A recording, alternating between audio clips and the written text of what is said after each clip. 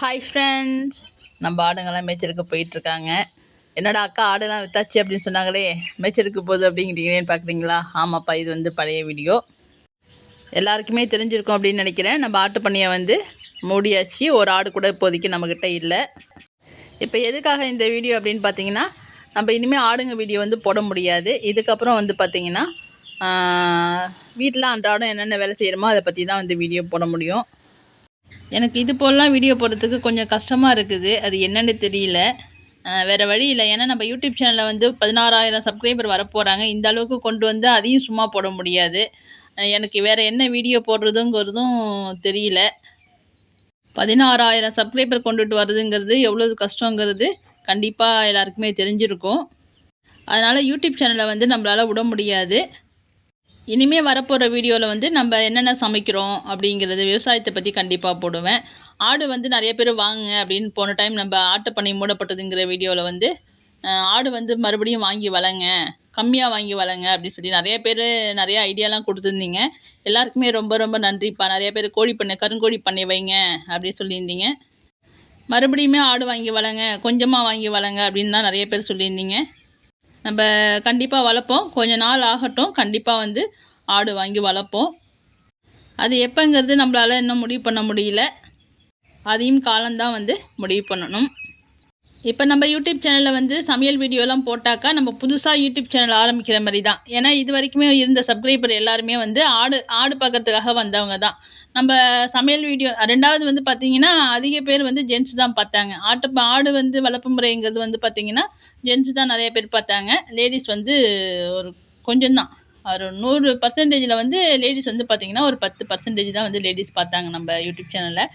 மீதி எல்லாருமே ஜென்ஸ் தான். இப்போ வந்து பார்த்திங்கன்னா நம்ம சமையல் வீடியோலாம் போடும்போது ஜென்ஸு கண்டிப்பாக வரமாட்டாங்க வீடியோ பார்க்குறதுக்கு. இனிமேல் நம்ம போடுற வீடியோலாம் வந்து ஒவ்வொருத்தங்களாம் பிடிச்சி பார்க்குறவங்க தான் இப்போ இனிமேல் போட போகிற வீடியோலாம் அதுக்கப்புறம் தொடர்ச்சியாக பார்ப்பாங்க. அதனால் வியூஸுமே வந்து ரொம்ப ரொம்ப கம்மியாக தான் போகும். ஏன்னா யூடியூப்போட ரூல்ஸ் என்ன அப்படின்னு பார்த்தீங்கன்னா, ஒரே கண்டென்ட்டாக போடணும், ஒரே விஷயமாக போடணும். அப்போ தான் வந்து வியூஸ் போகும். நம்ம தொடர்ச்சியாக ஆடு போட்டோம்னா ஆடுங்களை பற்றி மட்டும்தான் போட்டுட்ருக்கோம். சமையல் வீடியோனா சமையலை பற்றி மட்டும்தான் போட்டுக்கிட்டு இருக்கணும். மாற்றி மாற்றி போட்டோம்னா அந்த அளவுக்கு வந்து வியூஸ் வந்து போகாது. இப்போ அது போல் தான் நம்ம ஒரு பெரிய குழப்பத்தில் வந்து மாட்டிக்கிட்டோம். இப்போ நம்மக்கிட்ட மட்டும் ஆடுங்க விற்காமல் இருந்துச்சுன்னா நம்ம வந்து இப்போ சப்ஸ்கிரைபர் கிட்டத்தட்ட ஒரு 25,000 தாண்டியே இருப்போம். ஏன்னா எல்லாமே குட்டி போடுற டயத்தில் வந்து நம்ம கொடுத்துட்டோம். குட்டி போடுற ஆடு தான் வந்து வியூஸ் வந்து அதிகமாக போகும். அதுக்கு தான் சப்ஸ்கிரைபர் நிறையா வருவாங்க. நம்ம கண்டிப்பாக ஒரு 25,000 கிட்டத்தட்ட வந்திருக்கலாம். எல்லாத்தையுமே மிஸ் பண்ணிக்கிட்டோம். பரவாயில்ல, இதுவும் கடந்து போகணும். எல்லாத்தையும் இப்போ கொஞ்ச நாளாக மறந்து இப்போ தான் கொஞ்சம் ரிலாக்ஸாக இருக்கும் 2 பேருமே. எனக்கு இது வரைக்கும் ஆதரவு தந்த அனைத்து நல்ல உள்ளங்களுக்கும் ரொம்ப ரொம்ப நன்றி. இதுக்கப்புறம் வீடியோ பார்க்குற அனைவருக்குமே ரொம்ப ரொம்ப நன்றி. எனக்கு தொடர்ச்சியாக நிறைய பேர் வந்து ஆதரவு தந்த சகோதரர்கள் வந்து நிறைய பேர் இருக்கீங்க. எல்லா வீடியோவையும் பார்த்து லைக் போட்டு கமெண்ட் போட்டு நிறைய நல்ல உள்ளங்கள் இருந்தீங்க. எல்லாரையும் மறக்கவும் முடியாது, கண்டிப்பாக மறக்கவும் மாட்டேன். எல்லாருக்குமே மறுபடியும் நன்றியை சொல்லிக்கிறேன். இதில் ஒருத்தவங்க மட்டும் ஒரு கமெண்டில் வந்து கேட்டிருந்தாங்க, அக்கா ஆடு வந்து குட்டியிலேருந்து பெரிய ஆடாக வர வரைக்கும், அதாவது தீவன முறை, தண்ணி வைக்கிறது, குட்டியை எப்படி வந்து பராமரிக்கிறது அப்படின்னு ஒரு லாங் வீடியோ வந்து போட சொல்லியிருந்தாங்க. அது கண்டிப்பாக ஒரு நாள் வந்து நம்ம பழைய வீடியோவை எடுத்து புதுசாக வாய்ஸ் கொடுத்து தான் போட முடியும். கண்டிப்பாக கூடிய சீக்கிரம் தெளிவான ஒரு வீடியோ வந்து கொடுக்குறேன். கூடிய சீக்கிரமே நம்ம ஆடு வாங்கிட்டு மறுபடியும் உங்கள் எல்லாரையும் சந்திப்பாங்கிற நம்பிக்கை எனக்கு நிறைய இருக்குது. கண்டிப்பாக மறுபடியும் நம்ம சந்திக்கலாம். இப்போ வாங்க நம்ம வீட்டில் என்னென்ன வேலை நடந்துச்சுங்கிறத இந்த வீடியோவோட சேர்த்து பார்க்கலாம். மணி வந்து பார்த்திங்கன்னா 7:30 ஆக போகுது. நம்ம உள்ளார எல்லா வேலையும் முடிச்சாச்சு. நம்ம அடுப்பு போட்டதுலேருந்து வந்து பார்த்திங்கன்னா காலை சமையலும் மதிய சமையலும் விறகடுப்புலையே சமைச்சிக்கிறது. நைட்டு மட்டும் உள்ளார சமைச்சிப்போம். ஏன்னா நைட்டில் இட்லியோ தோசையோ தான் ஊற்ற போகிறோம். இங்கே இருட்டாக இருக்குங்கிறதுனால அதை மட்டும் நைட்டில் கேஸில் செஞ்சுக்கிறது. மற்றபடி எல்லாமே விறகடுப்பில் தான் செய்கிறது. அதுபோல் இன்றைக்கும் நம்ம விறகடுப்பில் தான் சமைக்க போகிறோம். காலை டிஃபன் என்னங்கிறத நம்ம போக போக வீடியோவில் பார்க்கலாம். இப்போ அடுப்பு மொழிகி கோலம் போட்டு விட்டுடலாம். வெளியில் வந்து விறகடுப்பு போட்டு சமைக்கணும்னு ரொம்ப நாள் ஆசை. இது நிறைய வீடியோவில் நம்ம ஏற்கனவே சொல்லியிருக்கிறோம். ஆடுங்க இருக்கும்போது வந்து அது வந்து முடியாது. ஏன் அப்படின்னு பார்த்தீங்கன்னா, நமக்கு சிலிண்டரில் சமைச்சு சாப்பிடவே நேரம் பத்தாது. அவ்வளோ ஆட்டையும் பராமரிக்கிறதுக்கு நேரத்துக்கு சமைச்சு நேரத்துக்கு சாப்பிடவே முடியாது. இப்போ ஆடுங்க இல்லாததுனால நம்ம வெளியில் வந்து விறகடுப்பு போட்டாச்சு. இப்போ வந்து இதில் தான் சமைக்க போகிறோம் இனிமேல். இப்போ நம்ம ஃபஸ்ட்டு வந்து அடுப்பை வந்து மொழிகிக்கலாம். நம்ம தண்ணியில் வந்து கொஞ்சோண்டு செம்மண் வந்து கரைச்சிக்கிட்டு இருக்கேன். எதுக்காக அப்படின்னு பார்த்தீங்கன்னா அடுப்பு வந்து மொழுகிறதுக்காக தான். என்னம்மா எல்லோரும் சாணியில் மொழுவாங்க, நீ வந்து அடுப்பை வந்து மண்ணில் மொழுவ போறிய அப்படின்னு நினைப்பீங்க. நம்மக்கிட்ட வந்து மாடு கிடையாது. பக்கத்தில் போய் எடுக்கணுன்னா எனக்கு வந்து கொஞ்சம் கஷ்டமாக இருக்கும். கஷ்டமாக இருக்குன்னா வேலைக்கு கஷ்டமாக இருக்கும் அப்படின்னு நினைக்காதீங்க. வேறு ஒரு பல விஷயத்துக்காக கொஞ்சம் கஷ்டமாக இருக்கும். அதனால் வந்து நான் பெரும்பாலும் இப்படியே முடிக்கிறது. என்றைக்காவது மணிமேகலை வந்தாங்கன்னா அவங்கள வரும்போது அப்படியே எடுத்துகிட்டு வர சொல்லுவேன். அப்போ மட்டும் கொஞ்சோண்டு சாணி எடுத்துகிட்டு வந்து ஒரு கவரில் வச்சுக்கிட்டு அது வந்து ஒரு 4-5 நாளைக்கு வச்சுப்பேன். மற்ற நாளில் வந்து இந்த செம்மண் கரைசலை வச்சு அப்படியே மொழிடுவேன். அதுவும் நல்லா தான் இருக்கும். இருந்தாலும் சாணிக்கு வந்து எதுவுமே ஈடாகாது. சாணி போட்டு மொழுகி கோலம் போடும்போது நல்லா பளிச்சுன்னு இருக்கும். இது வந்து அப்படி இருக்காது.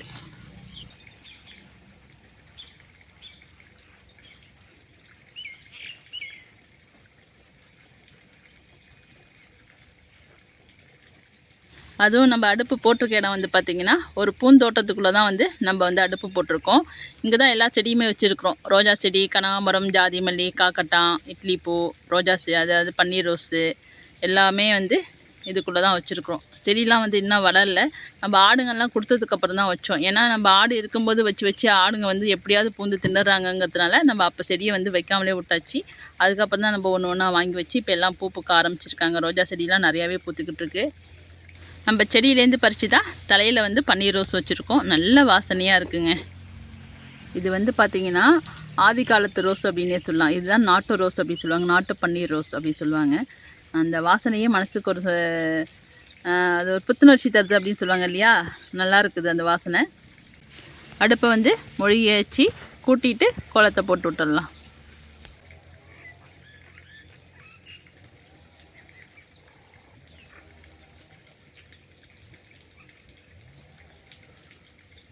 கோலம் வந்து அழகாக போடணும்னு நினைக்கிறது இதில் வந்து போடுறதுக்கு முடியல. ஏன்னா நம்ம கொண்டையெல்லாம் வேறு மாதிரி வச்சுருக்கோம் இல்லையா. அதில் வந்து அந்த அடுப்பில் போடுற மாதிரி இதில் வந்து போட முடியல. எல்லா பக்கமும் வந்து இடிக்குது. அதனால் வெறும் கோடு மட்டும் போட்டு விட்டுறது.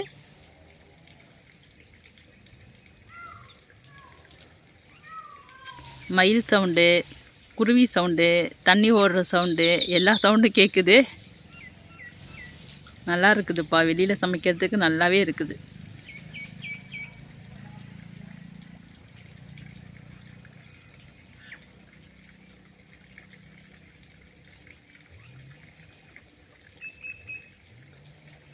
கோலம் வந்து போட்டு முடிச்சாச்சு.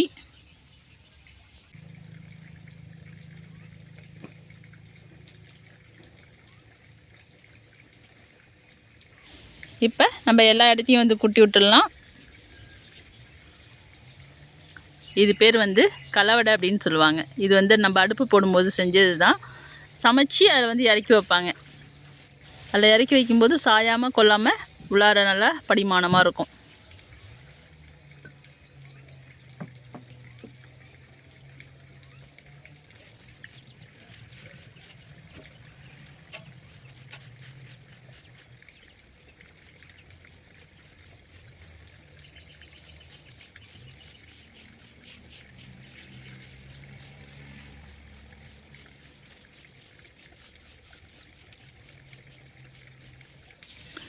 இப்போ எல்லாத்தையும் கூட்டி முடிச்சாச்சு. நம்ம சமையல் வேலை ஆரம்பிக்கிறதுக்கு முன்னாடி இப்போ வயலுக்கு போகிற வேலை இருக்குது.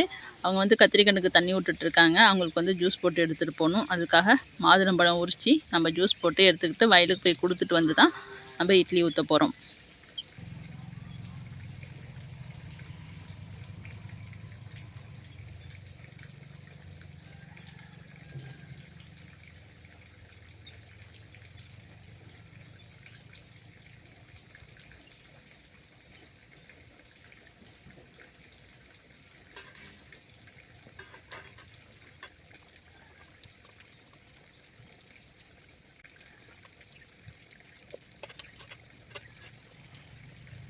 மாதுளம்பழத்தில் ஒரு 2 ஸ்பூன் நாட்டு சர்க்கரை, ஒரே ஒரு கல் உப்பு. டேஸ்ட்டுக்காக வந்து நான் கொஞ்சோண்டு உப்பு போடுவேன். ஒரே ஒரு கல் உப்பு. மிக்சியில் போட்டு அடிச்சுட்டு வந்து ஃபில்டரும் பண்ணிட்டோம். டேஸ்ட்டு சும்மா சூப்பராக இருக்குது. முடியாச்சு. இப்போ நம்ம வயலுக்கும் கிளம்பியாச்சு. ஜூஸ் எடுத்துக்கிட்டு கூடவே ஒரு தேங்காயும் கத்தியும் எடுத்துகிட்டு போகிறோம். தேங்காய் எதுக்கு வயலுக்கு எடுத்துகிட்டு போகிறோம் அப்படின்னு பார்த்தீங்கன்னா உரிச்சி கொடுக்க சொல்லி வாங்கிட்டு வரத்துக்கு தான். எனக்கு வந்து கத்தியால் உரிக்கிறதுக்கு வந்து ரொம்ப நேரம் ஆகும். பச்சை மட்டையாக இருக்கும் இல்லையா, அது நான் வந்து கடக்கடன்னு உரிச்சிடுவேன். இதை அருவாளால் குத்தி எடுத்துகிட்டு போகலாமே, எடுத்துகிட்டு போனால் இது பாட்டுக்கு எனக்கான தொப்பு தொப்புன்னு ஊந்து ஊந்து எந்திரிக்குது என்ன தாண்டி. 3வது முறையாக விடுவோமா, நல்லா ஸ்ட்ராங்காக ஒரு போடு போட்டு தூக்கிட்டு போயிட்டுருக்கோம். நம்மளும் வயலுக்கு வந்தாச்சு. கொஞ்சம் தூரம் போனோம், ஒரு சவுண்டு, அப்பா அங்கேயே இருப்பா அப்படின்னு. என்ன காரணம் அப்படின்னு பார்த்தீங்கன்னா, வயலில் வந்து மருந்து அடிச்சிருக்காங்க, அதனால் இங்கே வந்து குடிக்கிறேன், இங்கேயே நில் அப்படின்ட்டாங்க. நம்ம திரும்பி வந்தாச்சு.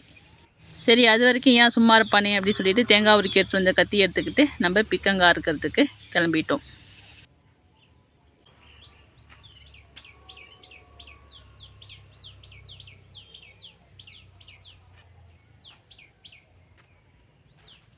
வயலுக்கு போனால் கூட ஒரு 4-5 பேர் வருவானுங்க.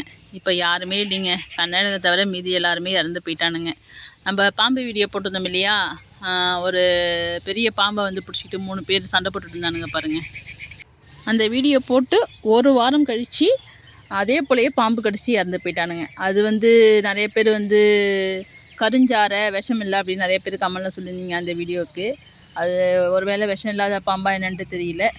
இப்போ அடுத்த ஒரு வாரம் கழிச்சு வந்து பார்த்திங்கன்னா நல்ல பாம்பு, குட்டி போது தான் நல்ல பாம்பு வந்து கடிச்சு, அது வந்து கடிக்கல, இவனோ தான் அதுக்கிட்ட போய் ஒம்போலத்து கடியை வாங்கி இறந்து போயிடுச்சு. இப்போ நம்மக்கிட்ட இருக்கிறதுன்னு வந்து பார்த்திங்கன்னா அந்த 5 குட்டி இருந்துச்சு இல்லையா, அந்த 5 குட்டியில் வந்து கண்ணழகு மட்டும்தான் இருக்குது. 3 பேர் வந்து பாம்பு கடிச்சு இறந்து போயிட்டானுங்க. மீதி 2 பேரில் கண்ணழகு நம்மக்கிட்ட இருக்குது. இன்னொரு நாய் வந்து அங்கே மாமா வீட்டில் வந்து இருக்குது. 2 பேர் தான் இப்போதைக்கு இருக்கிறானுங்க. அதில் கண்ணழகு வந்து தீபாவளிலேருந்து பார்த்திங்கன்னா இந்த வெடியெலாம் வெடிக்கிறாங்க இல்லையா எல்லா இடத்துலையும், அதுலேருந்து பயந்துக்கிட்டு எங்கேயுமே வர மாட்டேங்குது. ஆள் வந்து சோகமாக இருக்குது, அப்படியே டல்லாகவே இருக்கான். தீபாவளிலேருந்து பார்த்திங்கன்னா டல்லாகவே இருக்குது. அந்த வெடி சவுண்டு வந்து அதுக்கு எப்படி இருந்துச்சுன்னு தெரில, சோடையாகவே இருக்கான். அதனால் எங்கேயும் வீட்டை விட்டு வர மாட்டேங்குது. இப்போ நம்ம கூட வரத்துக்கு யாருமே இல்லை. 2 பீக்கங்காய் மட்டும் அறுத்துட்டு வந்துட்டோம். பொல்லங்காலாம் என்ன இருக்குது, நேற்று வந்து பார்த்திங்கன்னா 2 பீக்கங்காய் 2 சொரக்காலாம் வந்து அறுத்துட்டு வந்தோம். இது வந்து இதுக்கு மேலே விட்டா முத்தி போயிடும், அதனால் பறிச்சுட்டு வந்துட்டோம். இப்போ வாங்க நம்ம தேங்காயை உரிச்சு எடுத்துக்கிட்டு வீட்டுக்கு போகலாம். அவங்க என்ன தொட்டு ஒரு 30 செகண்டில் வந்து தேங்காயை உரிச்சிட்டாங்க. நம்மனா ஒரு குறைஞ்சது எனக்கு ஒரு 10 நிமிஷம் ஆகும். கத்தியை வரும்போது எடுத்துகிட்டு வரீங்களா? அதுக்கே கைவலிலாம் வந்துடும். நம்ம எடுத்துகிட்டு போன ஜூஸ் டப்பாவையும் கத்தியவும் அவங்கள எடுத்துகிட்டு வர சொல்லிட்டோம். நான் எல்லாத்தையும் எடுத்து வர முடியாது. நம்ம வந்து தேங்காயை உரிச்ச மட்டை 2 பீக்கங்காய் அப்புறம் மொபைல் ஸ்டாண்டு இதெல்லாம் எடுக்கணும், அதனால் அதை எடுத்துகிட்டு வாங்கன்னு சொல்லிட்டு நம்ம இதெல்லாம் தூக்கிட்டு வந்துட்டோம். இப்போ நம்மக்கிட்ட ஆடுங்க மட்டும் இருந்தாங்கன்னு வச்சுக்கோங்களேன், நம்ம வயலுக்கு போன வேகத்துக்கு பின்னாடியே வருவானுங்க. ஒருத்தன் பின்னாடி ஒருத்தன் வாழை பிடிச்ச மாதிரியே வருவானுங்க. தூங்குறது முத கொண்டு எழுந்திரிச்சி வந்துடும். நம்ம எத்தனை நடலாம் வயலுக்கு போகிறோமோ அத்தனை நடையும் எழுந்திரிச்சி வருவானுங்க. இப்போ கொட்டாலாம் பார்த்திங்கன்னா காடேறி போய் கிடக்கு, காடாக கிடக்கு. இப்போ உரிச்சிட்டு வந்த தேங்காயை நம்ம அம்மியில் தான் உடைக்க போகிறோம். இதுவும் வந்து பார்த்திங்கன்னா கத்தியால் உடைக்க தெரியாது. அம்மியில் உடைச்சாதான் 2ஆக நல்லா சமமாக உடையும். கத்தியால் உடைச்சா அந்த அளவுக்கு வராது. நமக்கு வந்து எப்பயுமே கருங்கல் அம்மிக்கல் இது போல் தான் செட் ஆகும். நல்லா சமமாக உடைச்சாச்சு. காலையில் சாப்பாடு வந்து பார்த்திங்கன்னா இட்லியும் வேர்க்கடலை சட்னியும். நான் வேர்க்கடலை சட்னிக்கு தேங்காய் வந்து திரி வச்சு அரைப்பேன், அதுக்காக தான் தேங்காய் வந்து உரித்து வாங்கிட்டு வந்தோம். இப்போ வந்து வீடியோ வந்து ரொம்ப லென்த்தாக இருக்குது. நம்ம இன்னொரு வீடியோவில் என்ன சாப்பாடு எப்படி செஞ்சோங்கிறத நம்ம அடுத்த வீடியோவில் பார்க்கலாம்ப்பா. வீடியோ பிடிச்சிருந்துச்சுன்னா வீடியோக்கு லைக் போடுங்க, ஷேர் பண்ணுங்கள், கமெண்ட் பண்ணுங்கள், சப்ஸ்கிரைப் பண்ணுங்கள். நம்ம அடுத்த ஒரு வீடியோவில் மீண்டும் சந்திக்கலாம்.